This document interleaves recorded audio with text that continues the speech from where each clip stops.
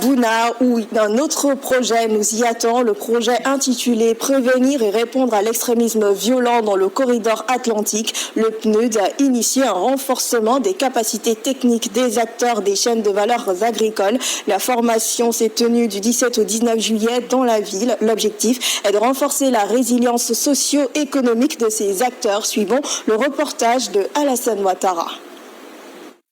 À 6 mois déjà, vous avez pu sortir votre manioc. Une étude du PNUD a permis d'identifier le karité, le manioc, l'igname, le maïs et la mangue comme chaîne de valeur prioritaire pour la réinsertion socio-économique des femmes et des jeunes. Cette formation vise à apporter un appui aux acteurs de ces cultures. Le but est de booster leurs activités. Si aujourd'hui, dans les régions du Nord, on parle de l'employabilité ou du manque d'opportunités pour les jeunes et les femmes, c'est parce que justement, il n'y a pas d'opportunités socio-économiques et pourtant, on a des possibilités de créer de la richesse dans nos propres régions. Parce que l'agriculture aujourd'hui, c'est l'une des ressources les plus durables dans la plupart du monde.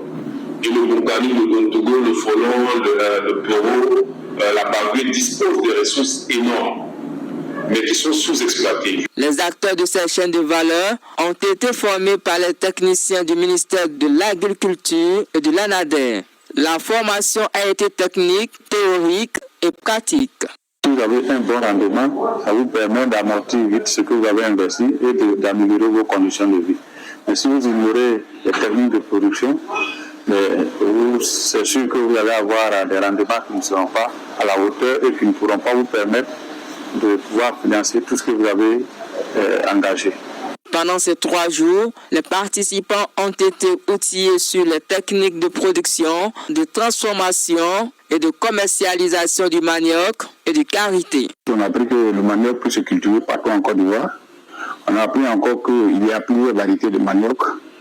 On a appris comment déjà entretenir le sol et puis pouvoir planter le manioc.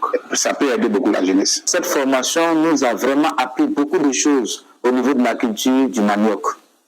Nous avons appris des choses qui vont nous aider en tant que producteurs pour élaborer et faire des champs à titre industriel. Notons que le PNUD apporte également son soutien dans plusieurs domaines dans la région du Boukani. Entre autres, la délivrance des documents administratifs et la formation des jeunes aux métiers professionnels.